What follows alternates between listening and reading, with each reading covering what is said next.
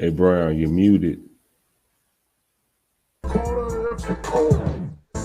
This is how we rock. This is how we roll. Side to side when we ride. Financial freedom that goes one for one for all. Unified when we ball. We don't do no shopping sprees. We going in on the mall. What run out on your plug? Loyalty is royalty. You codified with my crew. We rap tight like foil be. From the underground where the soil be.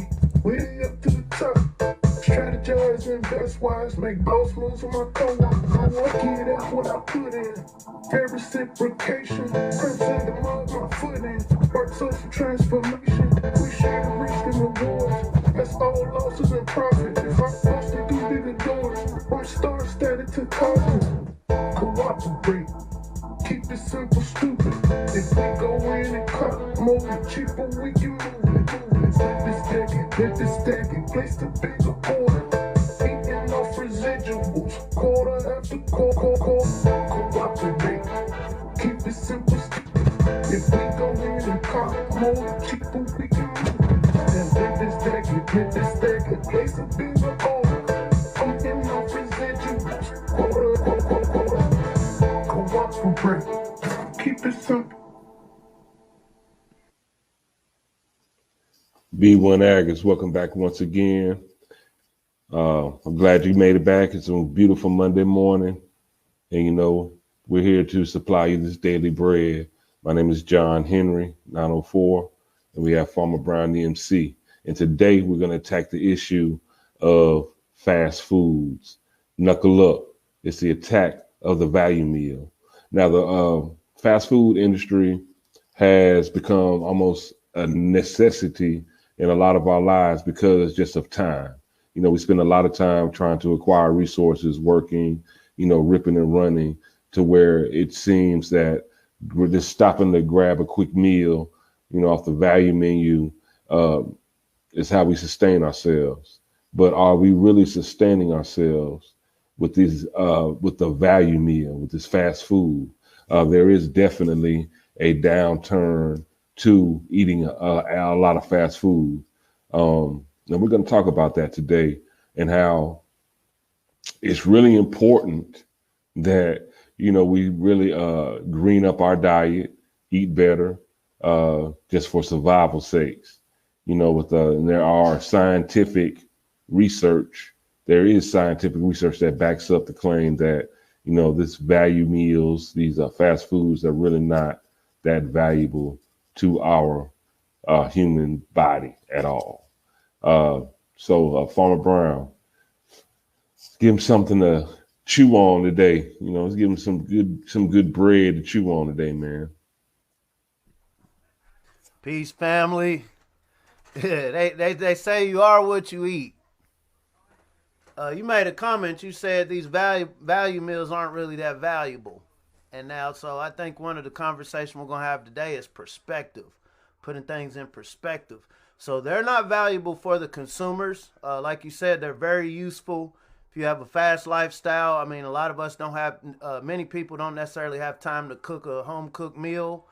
You know, we're on the run constantly. You think about things going on right now, say in Houston or across the country when you have these natural disasters and food becomes an issue. It becomes a battle to try to get food. But there are people, entities, corporations that do benefit from fast food. And it comes down ultimately to a choice. Here when we have this B1AG conversation, we try not to look at the problem of it, but also look at what are the alternatives. We believe in the compensatory logic. If something is going bad to the left 6 degrees, then we need to make it go right to the right 6 degrees if we want to balance it. And we want to go further to the right. So when we're talking about this food security and we're talking about food safety. And so I remember back when I was younger, you know, my mom used to make my sandwiches. You know, she used to make my lunch, and it was embarrassing to go to school and have a lunch box. The cool thing was to be able to go through line.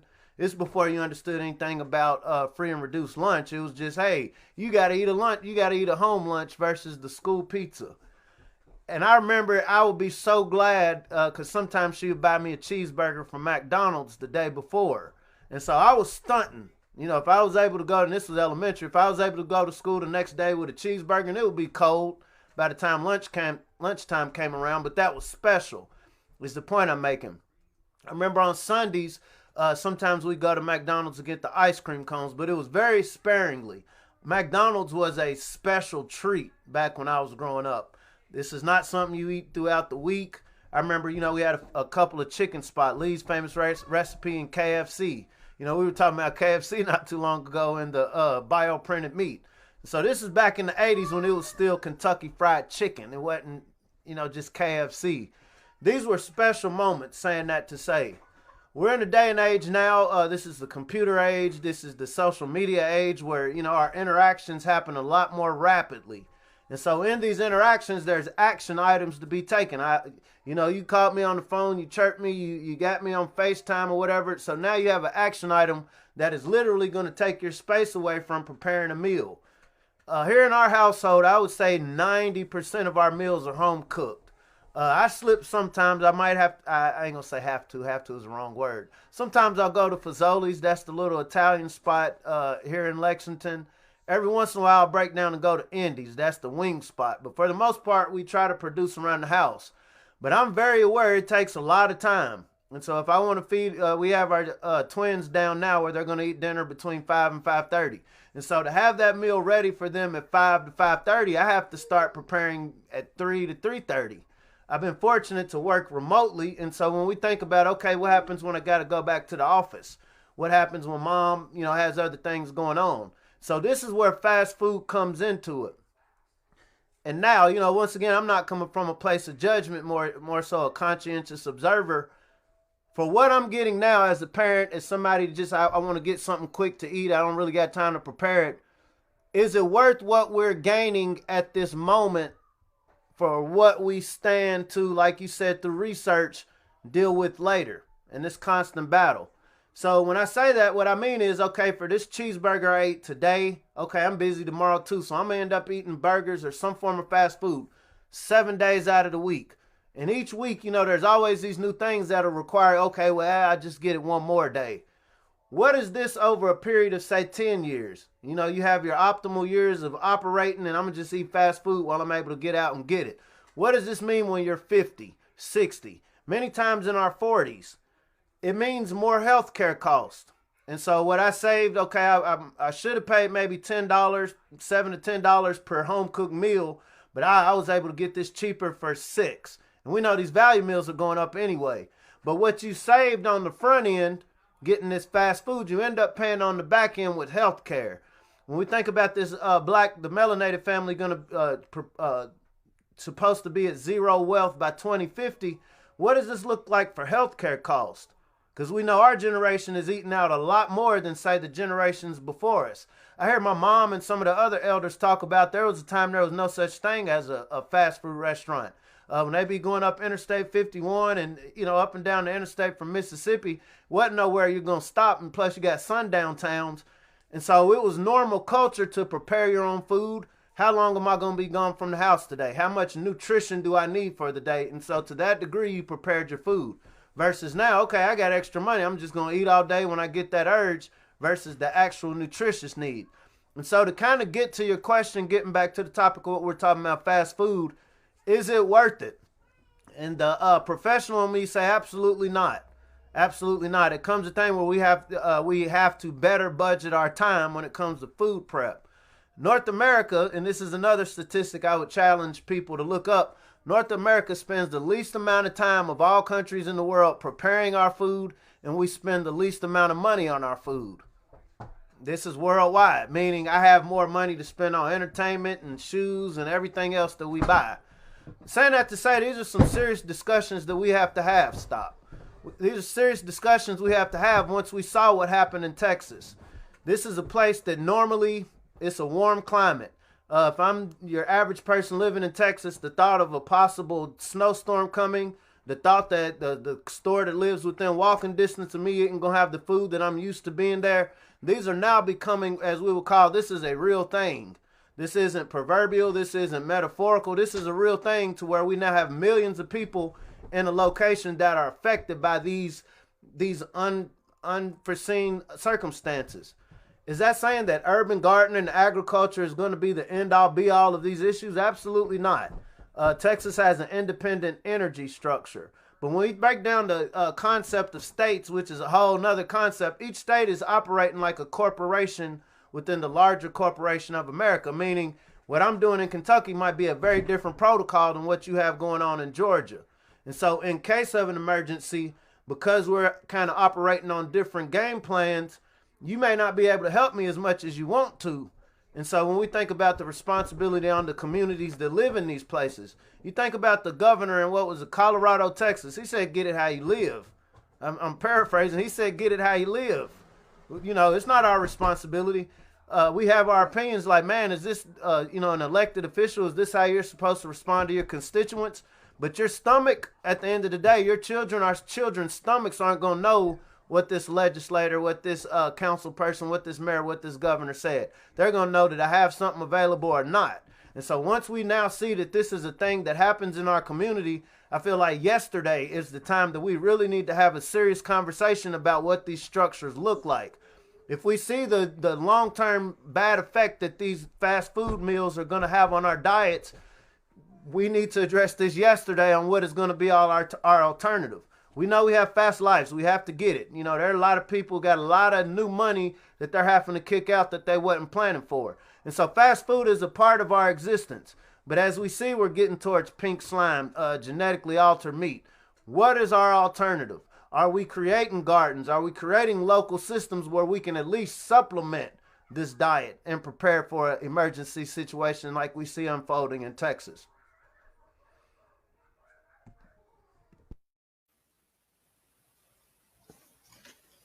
Now, eating this fast food, I mean, we're just going to look at the obvious things.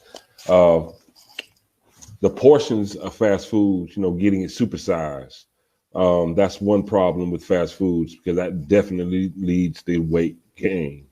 America is probably one of the most obese countries on the planet.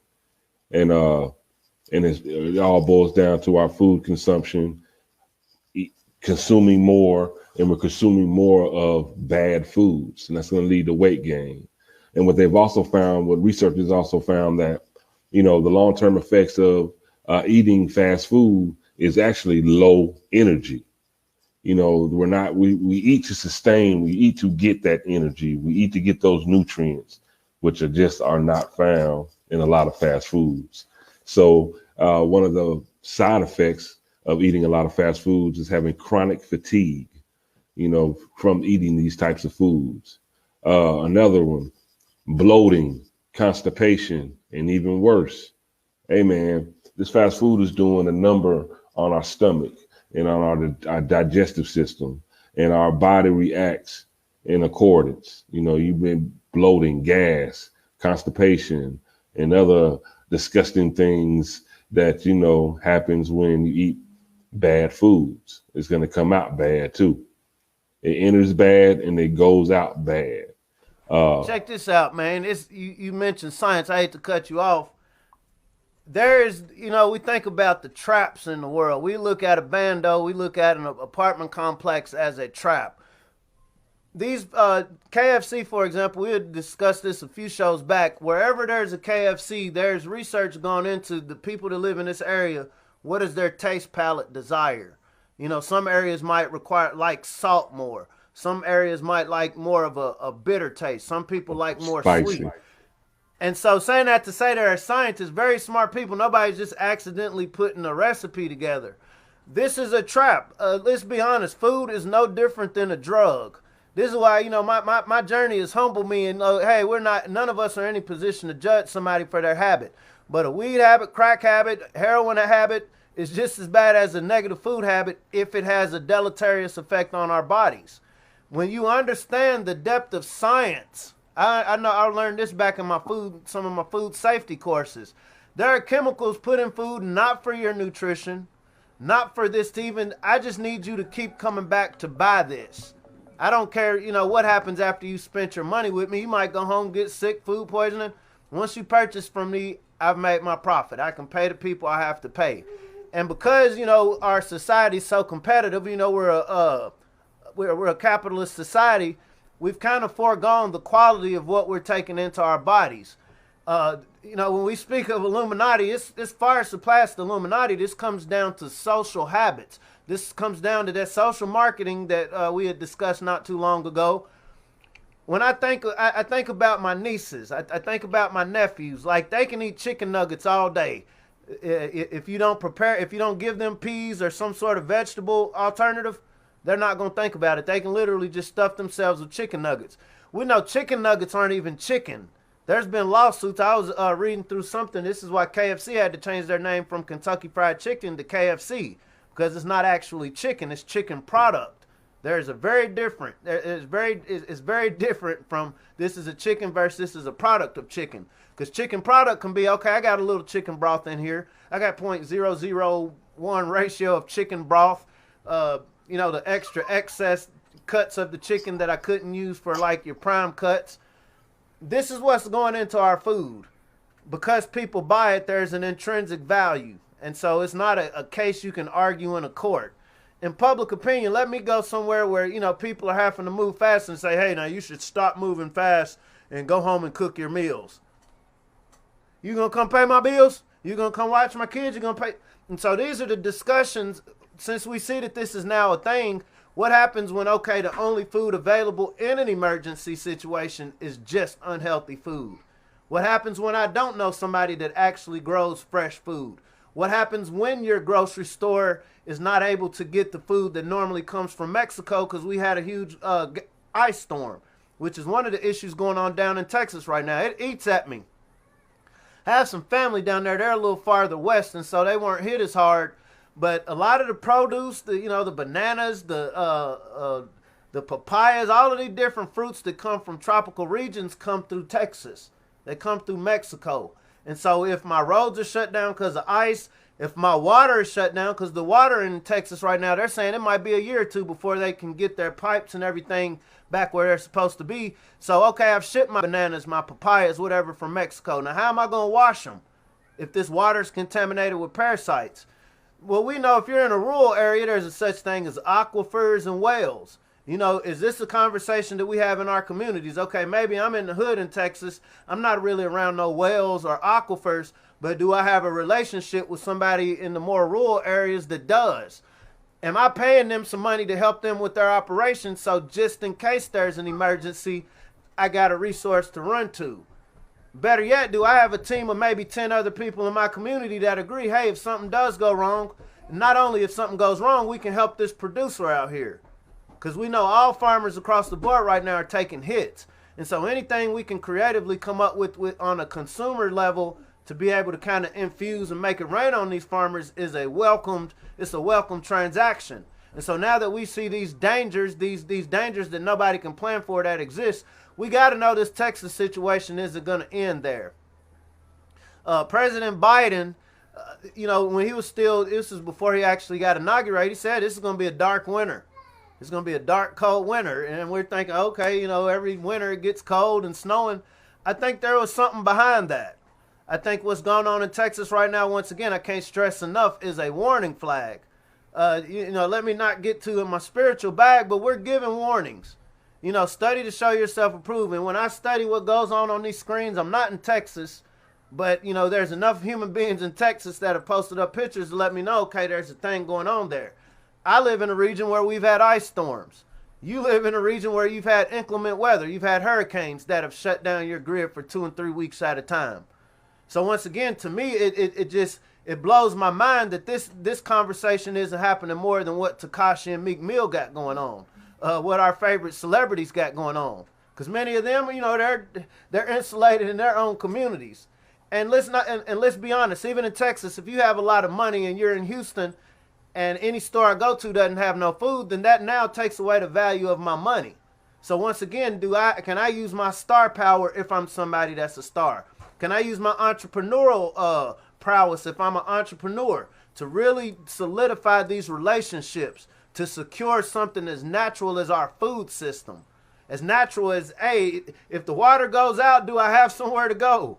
These are all things we need to discuss. And when we, I know this has to do with fast food, but it all ties together. See, our food security isn't, okay, one piece of it's over here, then the other piece is over here. It's all holistic. It is the mindset of others that likes to divide things into pieces and figure out ways, and how can I commoditize the red blood cells. Okay, separately I'm going to commoditize the white blood cells. Separately I'm going to commoditize the ankle. All of these things are part of a functioning body, and so when we start focusing more attention on one than the other, when we're talking about our health, then you're going to create these either intended or unintended consequences. This 2050 number perturbs me because, okay, when we get there at zero wealth, if this is a thing and we don't do anything about it now, what does this say about our ability to survive as a people? We see right now the COVID vaccine, the COVID hits people with pre-existing conditions. Well, where do these pre-existing conditions come from? Because we know it's in the Indian reservations. We know it's in where they say the black and brown community, the minorities. So what do all of these communities have in common? These are the communities that typically don't have as much wealth as your more well-to-do communities, as well as these communities are bombarded with fast food. And so you don't have to be a mathematician to put two and two together. Like, okay, if you're constantly subjecting yourself to food that's not natural, you know, we have natural bodies, but you're feeding it with the unnatural source over X amount of time, it's going to affect you negatively. And so my thing, the whole thing with B1AG, how do we have these serious conversations and come up with genuine codified answers? There's one thing kind of different. Oh, it would be nice if we grew food. Oh, it could be nice if we knew somebody with water. No, we have social media. We have phones. We have networks that, you know, these are serious conversations we need to have. I know also with the fast food, sodium overload. I know you talked about, you touched on, you know, salt. That sodium overload, which leads to high blood pressure, and then which also leads into, you know, heart disease and another string of health deficiencies. At the end of the day, eating all this fast food leads to a shorter life. You know, fast foods are high in saturated fats, and overconsumption may lead to development of heart disease, type 2 diabetes, as well as cancer. And there has been an uptick in cancer in our community. And a lot of it comes from our food choices and what we eat.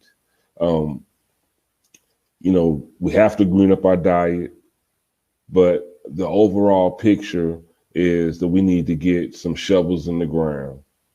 And as a community, we need to get some shovels in the ground. We need to get some food and seeds and shovels in the ground. We have to produce our own food. This is not a new issue. We've seen back in American history. If you look back in American history, World War I, World War II, you know, there was a rise of what they call the victory gardens. People started gardening to supply their own vegetables because a large portion of the food in the food system was being shipped out for our soldiers. So the people had to defend, you know, turn to themselves to feed themselves. And this is it's a natural recurring issue or a solution for fighting hunger and food insecurity is to grow your own food.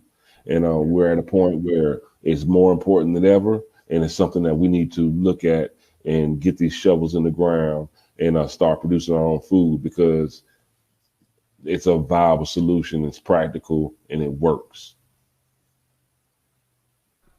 Let me tell you something, man. This is coming from the professional standpoint. We actually had a work meeting this morning. It was a group working with farmers. You know, farmers are the second largest group of people committing suicide right now in North America. You know, once again, you're dealing with a mindset of I'm protecting land. It's one thing I just want to keep my heat on. I just want to keep my car payment up to date. It's another thing when you're trying to protect your family legacy. Farmers have a whole different type of blood running through their veins. So saying that to say, one of the popular adages we've heard growing up is pride goeth before a fall.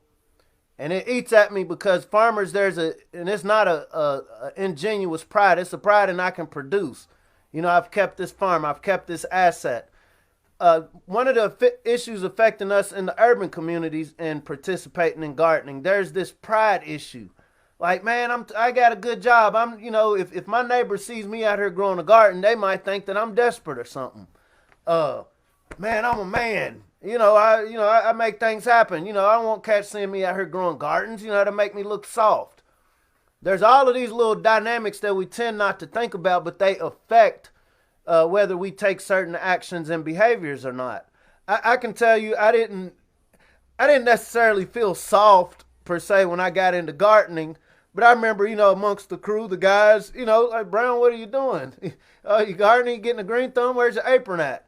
That's funny, but when you think about food security, when you think about, what is the essence of a man, in modern, is protect and provide. Well, what am I protecting? I'm protecting a space for the woman to do her magic. What are you providing? I'm providing food. Before there was a such thing as a dollar bill, before there was a valuation on gold or precious metals, a male's ability to procure food or procure a space, secure a space where the female, where you're talking about a lion, a donkey, a wildebeest, a deer, whatever, the male secures the space where food can be attained. When we're thinking about human beings, it was the males. Let's not get into a gender war. It was the males who went out, hunted, probably broke a lot of fingers and bones figuring out the best way to produce food. When we got to a point where we allowed a system to create our food and food security, I think about these gender war stories we see. Well, let's be honest. As men, are we protecting and providing? I ain't pistols all day, but hey, if I can't feed you, what am I protecting if you starve to death? And so I think this is a conversation I really, I embrace every time I'm able to talk to another male. There's a lot of sisters really putting in some good work in the ag sector, period, just bringing attention to it. But I do think there is a hard back approach that needs to be taken for us to really take agriculture to the next level, where it's not a cute buzzword or not a hobby, but it becomes a part of our culture, our FBA culture. Because, I don't have a crystal ball. Some people rub my head for good luck. But I would tend to say that our future, we haven't seen the worst of it yet. And I think one of the best things we can do as a group, that it shouldn't be tied to affiliation, what you do in your bedroom, your political leaning. We all have to eat. And we all have a responsibility within ourselves to see, now, am I doing, whatever I can on whatever small or large scale to make this system work? Just in case I make this phone call and the city who I pay my taxes to can't help. Just in case I go to the store and there's nothing there. Have I done everything I can? Because it comes a point, if you've done everything you can and there's nothing, hey, we reach 0 point.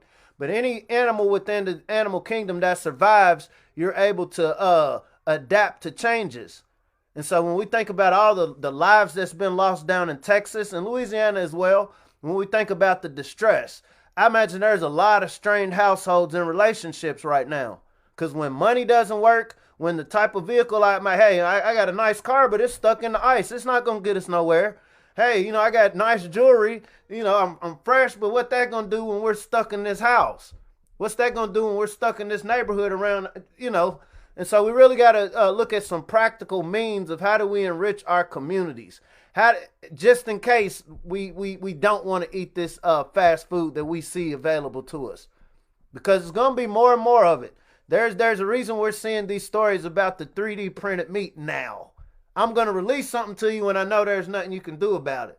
While I'm still in experimental phase, I'm going to put fillers out there to see how you feel.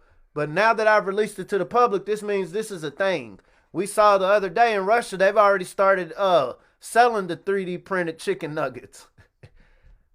My kid, think about it. My children are 2. They don't know they understand healthy food because that's all they've eaten so far. But they wouldn't know the concept of, hey, these chicken nuggets that shaped like stars and little bears. At one time, this was real chicken. They wouldn't have a precedence. So once again, this is why it's important for the elder layers who have eaten a real hamburger, who have eaten a real piece of chicken, to at least have this conversation. You don't want to scare people and get people going all crazy. Oh my God, the Illuminati done got a hold of the food. No. But, we have to be honest with ourselves. Now, if I have a problem with what's going on in the food system, am I actively participating in some productive activity to address it? This is a war on our health. What did you say? Attack of the value meal. It's a war on our health. And at the end of the day, you fight a war by, there has to be an aggressive act. In this situation, okay, we're not shooting bullets and swinging swords. This is our purchasing habits. This is what I do. You know, am I willing to give 30 extra minutes of my day to make sure I'm preparing something naturally? Because, okay, it only took me maybe 5 minutes, 10 minutes to get to this fast food joint to get this meal. But, the hell, my stomach, my body, my blood system, my cholesterol, my diabetes is going to go through X amount of years later. It might have been worth the time to budget out this 30 minutes every day to prepare a meal. And, you know, food preparation, that definitely is a very practical solution to avoiding having to go to eat fast food. We definitely need to put more time into the preparation of our food. When we go shopping, go ahead and break your food down into portions as soon as you get home from shopping. You know, go ahead and break it down into meals. Break your food down into meals. Package it. So if you pre-prep your food, when it's time to prepare it, all you have to do is just throw it in the frying pan, throw it in the pot, because all the other work has been done. And that saves a lot of time. You know, just taking a few minutes to plan out your meals for the day and have everything prepared or pre-prepped. That will save a lot of time. But to save time, we really do need to put more time into that preparation of our meals. I know Dr. Boyce can appreciate this one. I ain't stepping on nobody's toes, but, you know, perspective is everything. And so this is an article, The Ugly Side Effects of Eating McDonald's. Weight gain is not so surprising potential side effect of eating a lot of calorie-dense fast foods. But the negatives become easier to visualize when you consider the sheer enormity of the portions you are served. As a portion size researcher tracking the history of growing portion sizes, research found that fast food portions are 2 to 5 times larger than they were in the past. 2 to 5 times larger.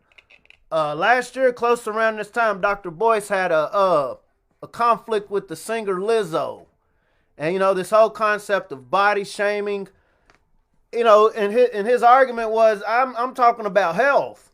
You know, if you know, however you're shaped, if you're shaped like a brick, you're shaped like a bottle, you know, the concept, are you a healthy bottle or a healthy brick? And what's happened is we're in a cancel culture where a lot of times, I'm not going to say all the times, certain just research-based factual information kind of gets ostracized because it doesn't go along with the social marketing narrative of just be cool with what you are. You know, don't take no effort into getting healthier. Just be cool with what you are. And that's equivalent to telling me, okay, I'm out here, I'm broke. And so instead of me going to get a job, I'm gonna get mad at you because you called me broke. You shouldn't be shaming me because I'm broke. And you have every right to say, well, if you don't like being broke, go get a job. And so when we're talking about our health, it's literally this same dynamic. I have obese people in my family, right? If I didn't come up here to Kentucky, back when I was younger, I would probably be obese because my family is from deep south in Louisiana. We eat very good. Lots of fatty, very good tasting food. The ribs, the chicken, the fish, the seafood. And so we know that where you're at is going to dictate also what kind of food is available to you. But saying that to say, I see little kids, and like I said, I don't come from a place of judgment at all. I come from a place of concern. I wish I understood these things a long time ago, right? But I see little kids, it looks like somebody pumped them up with an air pump. And I'm like, this is unnatural. I remember when I was in elementary school, there was one obese person in my whole school. This was in the 80s. It was Trey Taylor. I ain't calling him bro. It's my peoples. But that was an anomaly. That was an anomaly like, hey, you know, that was weird. You never saw anybody that was obese. And so I've literally, in what, my limited 40 years on this planet, have watched to where suddenly there's more, and I think you had mentioned it, America has the largest rate of obesity. There's actually more people, and I know statistically there's more obese people in North America than not. It doesn't mean that somebody that's skinny is healthier, right? There's skinny people like, hey, you're starving yourself of your nutrients. So either way can be deleterious. So once again, for the skinny people who, hey, I don't want to eat the meat, I don't want to eat the protein, I want to be nice to the animals, that doesn't necessarily equate to a healthy diet as well. So once again, this is where we have the conversations of what are the specific healthy foods. in Texas, I noticed you had put up a stat. I think arable land in Texas is about $2,000, $3,000 per acre.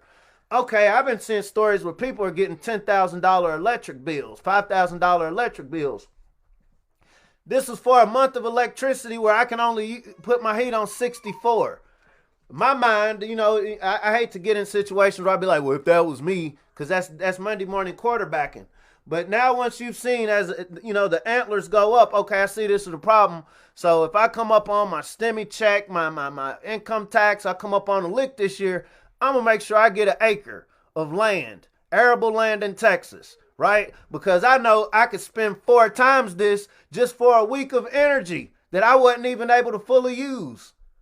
And so it's putting it into perspective. When we talk about our diets, so with this acre that I'm going to spend $3,000 on, what is it that, I'm going to go in with 5 other people. What do you eat? You eat greens? What do you eat? Sweet potatoes? What do you eat? Carrots? We're going to make sure we're specifically going to grow what it is we eat first.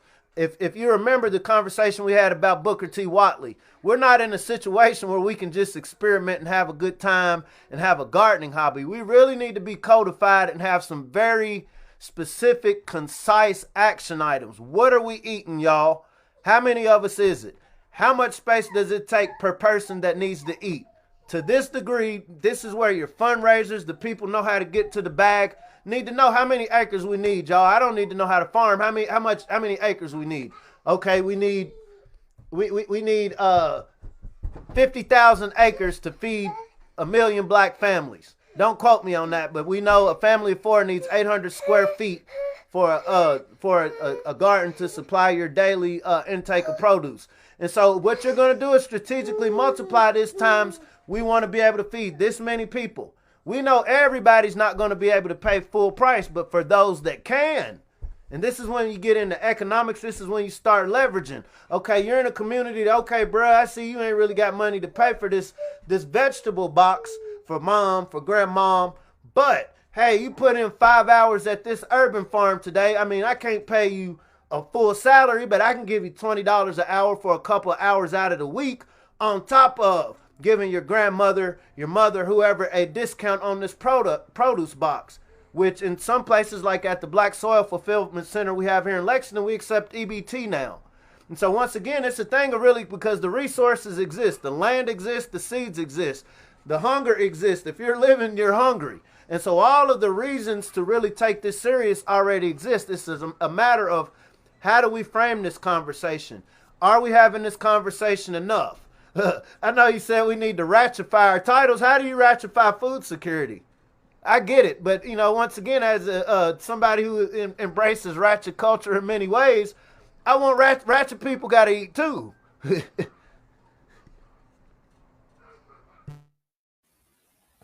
Another negative effect that comes along with fast food that I don't think we really think about is that it really negatively affects sexual reproduction.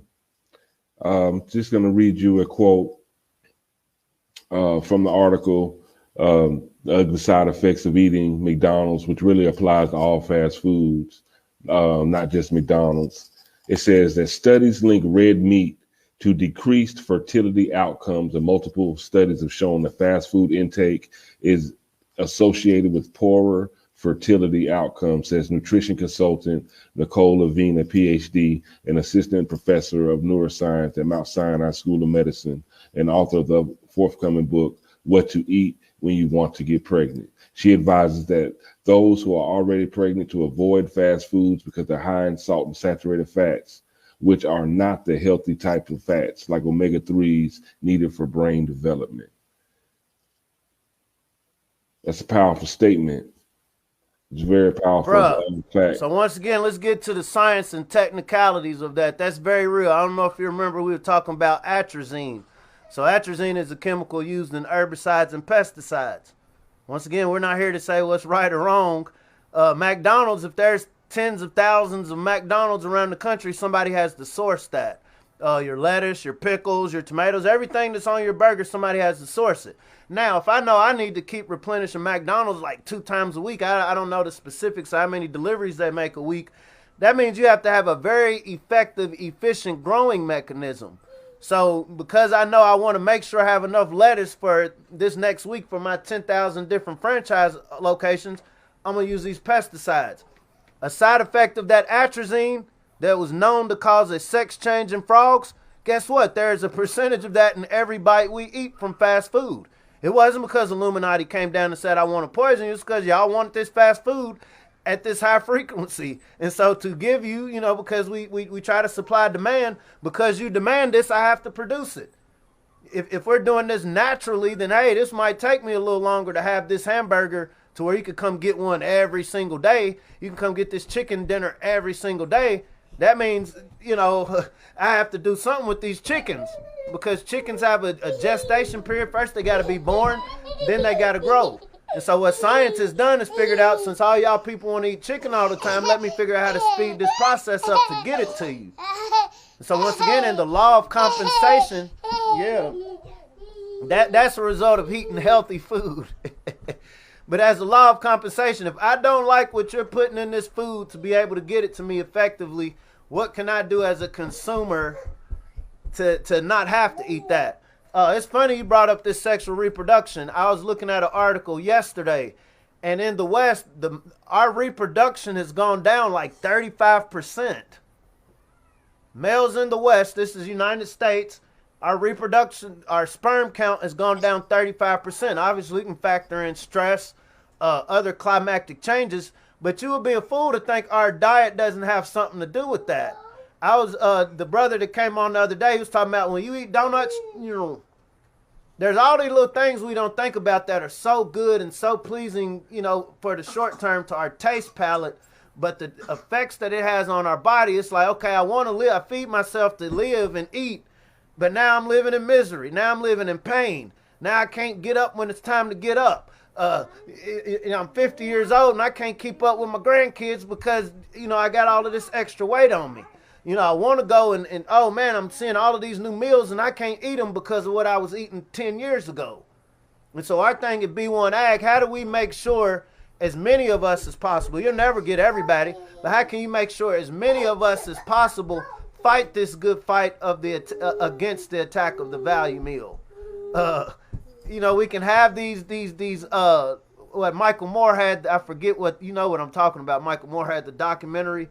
Right. I saw that. Once you're aware of what's affecting you, it's now on you as an individual. When I say the things I say, believe I pay when I don't acknowledge and act upon information brought to my attention. It's a gift and a curse.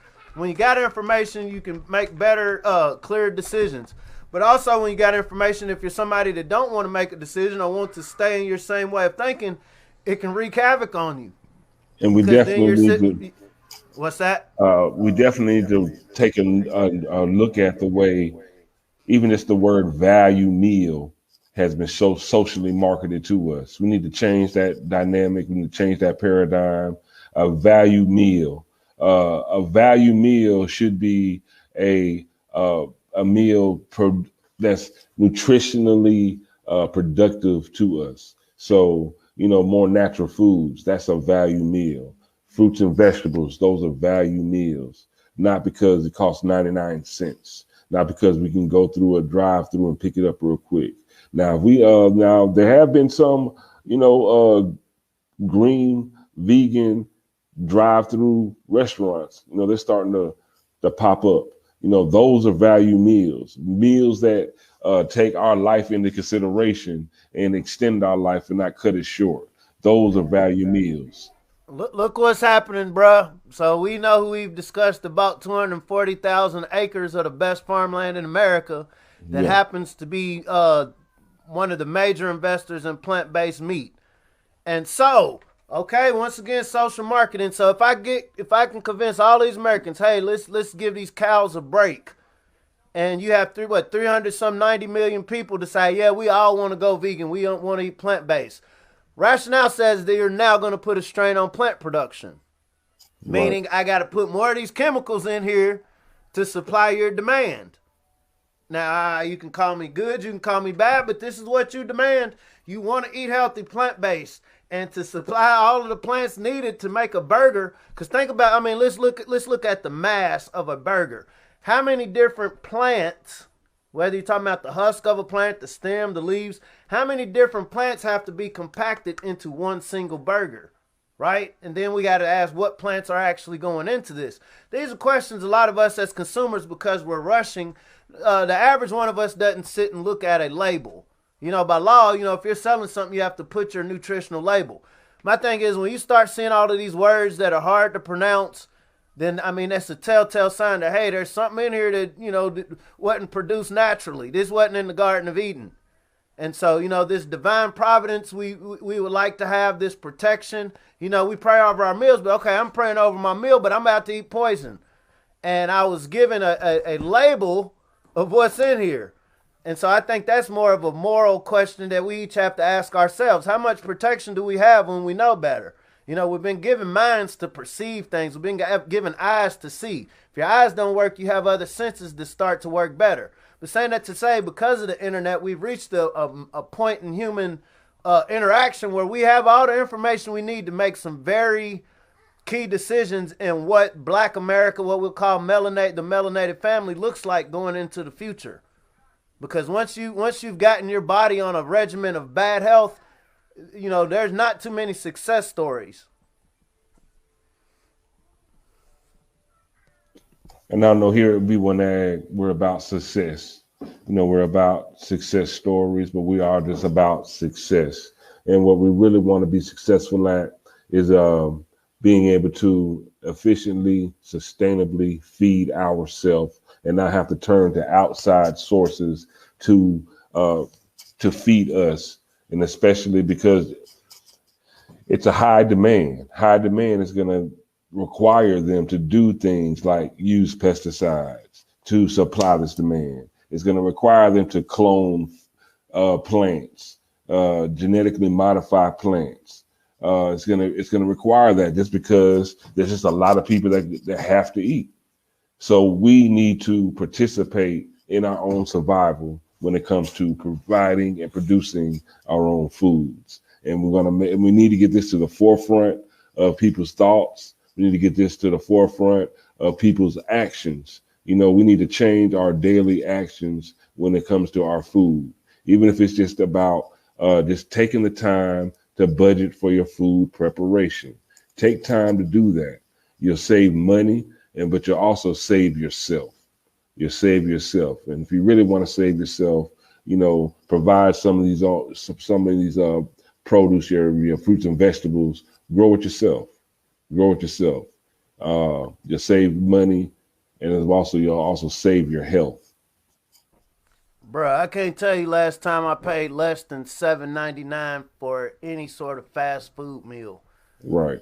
It's been, like I said, I don't eat it very much, but I noticed a trend that it keeps going up, up, up, up, up. And we're running into a situation where we're paying for our demise. Like the system, you can't point at one individual. The system is literally now, you're paying me to destroy yourself. I don't got to put nothing on you or in you. You're paying me to destroy you because of your consumer habits. But our future generation, because it affects sexual reproduction. So we're getting attacked. This attack of value meals is hitting us from all angles. B1AGers. And the only shield is having an alternative source of food. No, I don't. There's some people I know, but these are people in rural areas that, hey man, I only go to the store for pepper and salt. Like they source everything they eat. But most of the cities where we live in, it's just not practical that you're just gonna eat everything from a farm. That's wolf tickets right there. However, I would say easily 60% of our diet in our household is from farmers we work with. It's locally produced. When we go to Kroger, it's going to be produce. And so saying that to say it saves a lot of money preparing food. So we got 4 people in our house. Thankfully, our children aren't at the $7.99 value meal stage yet. They don't even know to ask for a value meal. So as a parent, I'm like, let me get your taste palette on. You appreciate a banana over a chicken nugget. You appreciate an orange and blueberries over some French fries. So come later, guess what? I can get a whole thing of blueberries for almost half of what you about to pay for these French fries. And the benefit it's gonna have on your body is gonna be way more valuable with a blueberry or a strawberry or a snack fruit than this French fry. So once again, what does this mean? This means Dad spends maybe 10 minutes 10 minutes more before I leave the house to make sure I put that goodie bag together, to where I'm not halfway in my journey and be like, oh, y'all crying back there. Let me stop at McDonald's. Let me stop at Burger King. No, just reach in the diaper bag. Here's y'all some berries. Because y'all got used to this early, same way KFC understands, I need to get y'all early. I need y'all kids to love these chicken nuggets when you're young, so you'll always come back to me for chicken. Just like dope, it works the same way as dope. I'm going to get you attached to this product. And I don't really have to spend that much time advertising, because when you want to have this feeling that this configuration of salt and chemicals and meat has on your body, you're going to always come to me. What did Pusha T shop with no other? This is what it's all about. And, we can say it's bad or good until we have an alternative, until we see this as serious within our own households. This is what it is. And we've lived long enough to see the long-term effects of a majority fast food diet. So B1AGers, it all boils down to this. What are we prepared to do about our food choices and our food security? What are you prepared to do about your food choice and food security? What are you prepared to do? Are you prepared to grow your own food? Are you prepared to just make sure that, okay, instead of getting so many processed foods, let me make sure I get naturally grown foods. Make sure that I have foods that are real. I'm eating foods that don't have a whole bunch of consonants and a whole bunch of letters going together that don't look like they're supposed to go together. Food is simple. Ingredients are simple. What are you prepared to do? So here at B1AG, we bring you this daily bread, and we close our show the same way, because it's very important. Because if you really want to know something, it's drill time on this fast food, and we're going to learn how to grow something. Yeah. Knuckle up. You got to fight for your right to eat right. Peace out.